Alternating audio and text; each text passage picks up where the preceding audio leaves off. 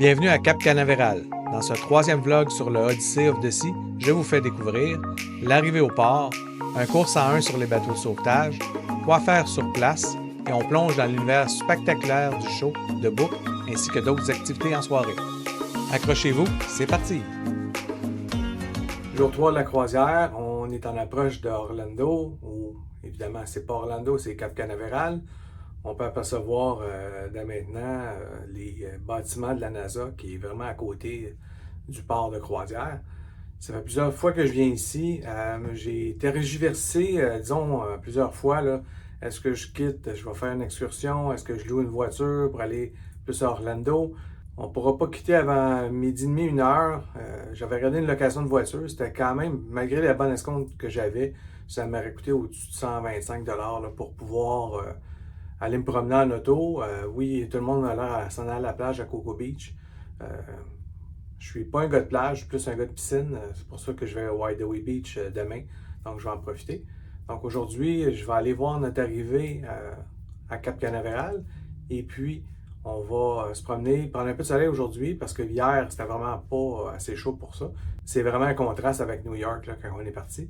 Donc, je vais en profiter. Le fait de rester à bord aussi nous permet de voir certaines activités. Il y a beaucoup moins de gens. Ça va être plus tranquille à bord parce que c'est pleine capacité cette semaine. Pleine capacité, donc c'est 2 personnes par chambre, ou les chambres solo aussi, c'est une personne. Et puis, à cause c'est le Spring Break aux États-Unis ou la fin du Spring Break, les chambres à 3 et 4 personnes sont vraiment pas mal complètes. Donc, c'est over capacity dans le jargon qu'on appelle de croisière. Ça veut dire qu'il y a plus que les chambres sont toutes réservées, sont toutes prises. C'est qu'il y a encore plus de monde à l'intérieur. Ça paraît partout. On ne se pile pas sur les pieds, par exemple, mais il y a du monde partout. Donc, les lignes sont un petit peu plus longues. Ça ne me dérange pas. Il y a tout le temps de la place pour aller se cacher.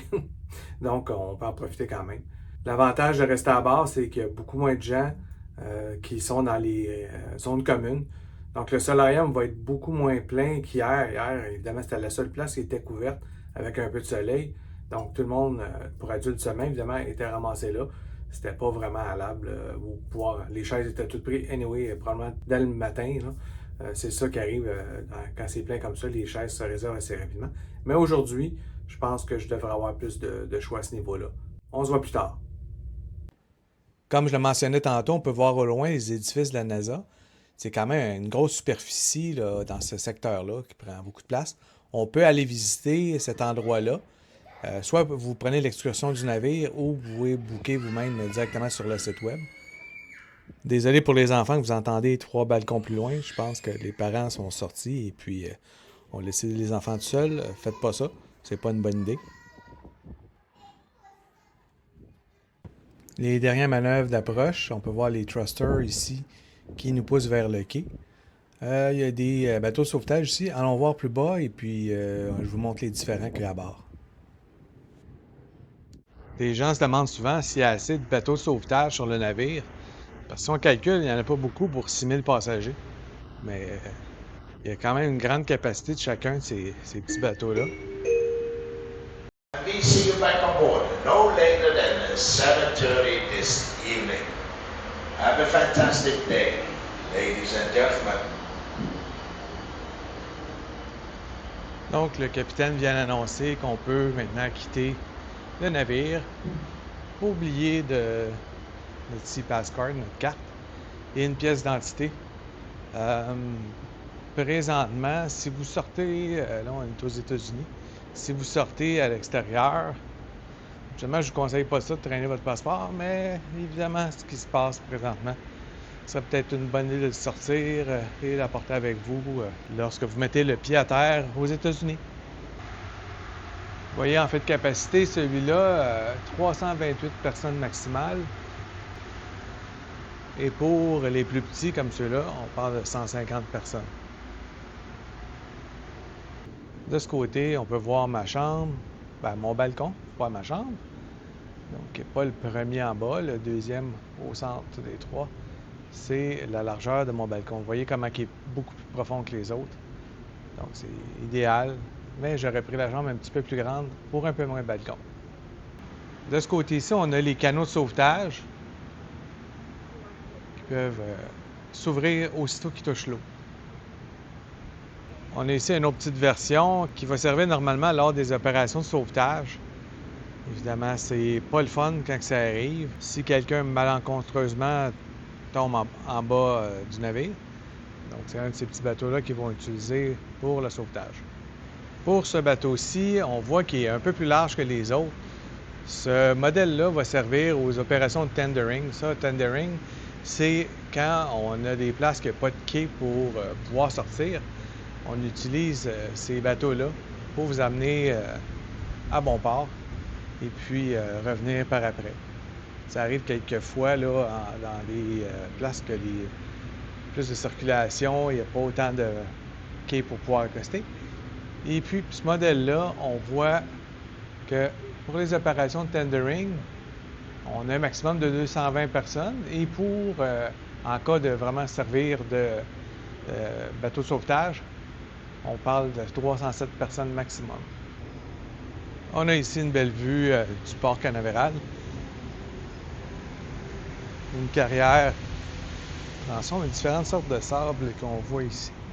On a même du fin blanc là-bas. On est à l'avant du navire. C'est des sections qui est pas mal pour l'équipage. Vous voyez, crew only. Donc, c'est ici qu'il y a une place de détente pour l'équipage. Donc, ça passe pas ici. C'est une différence avec les autres familles de navires, la classe Quantum, dont le Odyssey fait partie. On ne peut pas circuler tout le tour de la promenade, contrairement à que ce soit la classe Freedom ou Oasis. Comme vous pouvez voir, directement à côté du port, c'est pas comme dans les îles aux Caraïbes. Il n'y a pas vraiment grand-chose à faire autour. Il faut vraiment sortir plus loin par taxi ou, par exemple, Uber ou une excursion pour pouvoir avoir de quoi faire qui est quand même assez proche. Pendant ce temps-là, le navire se vide tranquillement parce que le gangway est présentement ouvert. C'est l'heure du dîner. Il y en a qui en profitent pour dîner avant de partir. Et puis après, aller se promener aux alentours. Voici un endroit bien caché dans le solarium, qui n'est pas sur le bord, mais qui nous donne accès au-dessus du pont pour une vue imprenable quand vous êtes en mer sur le navire. Je ne sais pas si vous allez pouvoir voir là-bas, dans le milieu, mais c'est encore loin. Je crois que c'est le Meraviglia qui s'apprête à venir nous rejoindre. Donc, on voit qu'il y a 2 gangways d'ouverts pour pouvoir sortir et revenir à bord. À l'horizon, là-bas, on a Cocoa Beach. Donc, ça prend absolument un shuttle pour se rendre là ou un Uber. C'est la seule façon de s'y rendre. On ne peut pas aller là à pied. Dans cette direction-là, à l'horizon, ça va être Orlando, qui est à peu près 45 minutes, 1 heure de route. Vous pouvez aller louer une voiture chez Budget ou Enterprise. Ils ne sont pas ouverts tous les jours, mais Budget est un petit peu par là-bas. C'est pas trop loin. Ils ont des navettes aussi qui viennent vous porter au port quand vous partez. Et aussi, ils viennent vous chercher pour vous ramener quand vous avez besoin d'une voiture par après. Contrairement à la classe Freedom, que le devant du navire est accessible pour les passagers, ici, c'est seulement accessible pour les membres de l'équipage. C'est leur aire de repos quand, évidemment, ils ont quelques heures de repos dans la journée. C'est rare qu'ils ont une journée complète, mais c'est ici qu'ils peuvent venir se reposer. Et probablement aussi en arrière de ça, c'est le crew mess et le crew bar qui est accessible pour eux seulement. Vous ne pourriez pas vous rendre là, mettons, en soudoyant un membre d'équipage parce qu'il pourrait perdre son emploi tout de suite si jamais ils vous laissent rentrer dans leur section. Si vous cherchez une place pour vous divertir, il y a un petit bar ici qui est à côté. Il y a quelques restos plus loin, mais c'est pas mal tout ce qu'il y a dans le secteur. Le Meraviglia est maintenant arrivé à nos côtés. Il s'apprête à faire une rotation de 180 degrés dans la baie qui est là devant nous. Et puis, il va aller se positionner directement en avant de nous. Restez jusqu'à la fin, je vais vous le mettre en accéléré, la rotation complète. Bon, j'ai mérité mon apéro juste avant le souper. Donc, on boit ça, une petite douche, et puis à la salle à manger. Je vous montre les détails de mon souper dans mon recap de la journée. Maintenant, transportons-nous dans The Book, 7 chapitres, une aventure.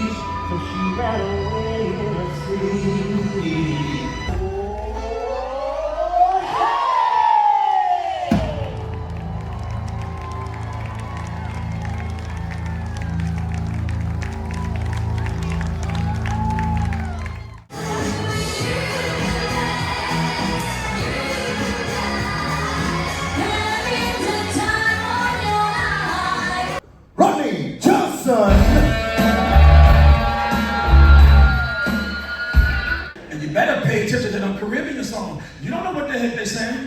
Y'all be just dancing. Come on, everybody. Down to the left now, down to the right now, down to the left now, down to the right.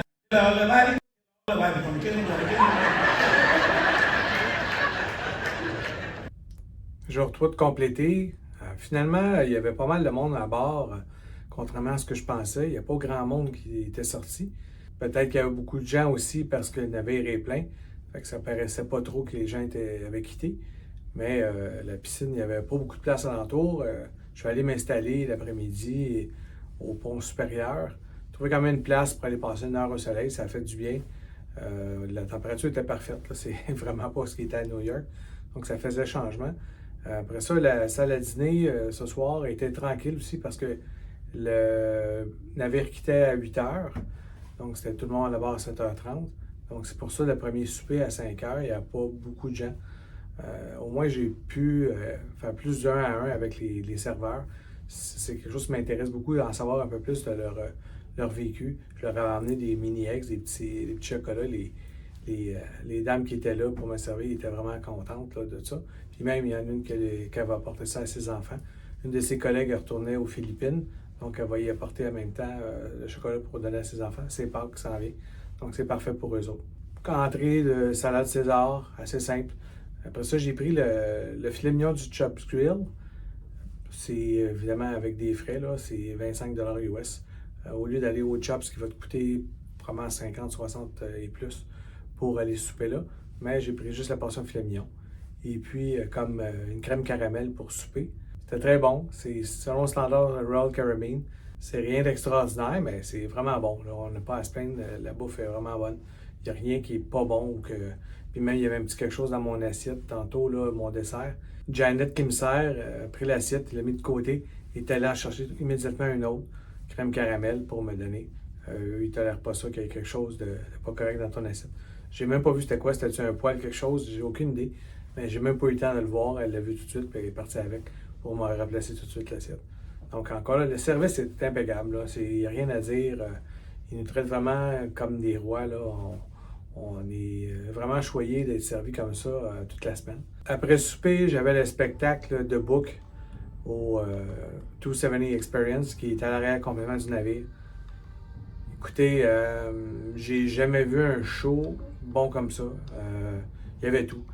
Ceux qui sont habitués au Cirque du Soleil, ils vont être choyés dans ce show-là. Il y a des danseurs, chanteurs, acrobates, name it, sont tous là. Et les effets spéciaux de robotique, que vous allez voir des extraits, il y a comme des écrans de TV qui bougent tout le temps, quasiment qui dansent avec le son de la musique. C'est incroyable, c'est indescriptif. Si vous n'êtes pas sur place, vous ne pouvez pas vraiment avoir le feeling de ce que c'est ce spectacle-là. Je pensais que l'Aqua Show que j'ai vu sur l'Harmony était vraiment un des tops, mais ce show-là, vraiment, il est une coche au-dessus. C'est un des meilleurs shows que j'ai vu à bord d'un navire. Tu vois pas ça là, ailleurs, là, sûrement pas dans les resorts tout inclus. Là. Sur ce show-là, je donne un 10 sur 10. On est bien placé partout, c'est 270 degrés, c'est pour ça qu'ils appellent ça 270, expérience. Ensuite de ça, c'est une grosse soirée ce soir, là, quand même. Des soirées comme ça, là, ça passe rapidement, mais il y en a vraiment pour tous les goûts. Après ça, à 10h30, il y avait eu le Balloon Drop avec un genre de guerre ABBA et Queen.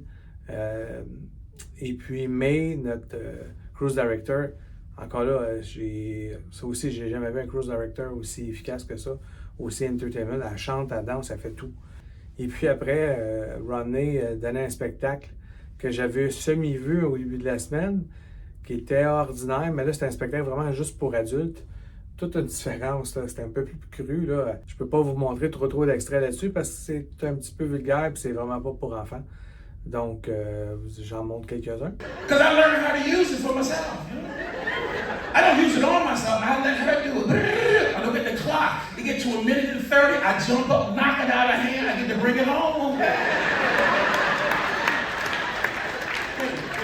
Vous êtes rendu jusqu'ici encore. Je vous remercie. Je pense pas souvent, mais si vous êtes là, aidez-moi à atteindre mon 1000 abonnés. Ça va pouvoir me faire des directs aussi. Ça prend 1000 abonnés pour faire des directs. Ça s'en vient bien. Je suis quand même bien parti. C'est grâce à vous. Je vous remercie encore. Puis si c'est pas fait, juste cliquez s'abonner. Il y a une petite cloche à côté.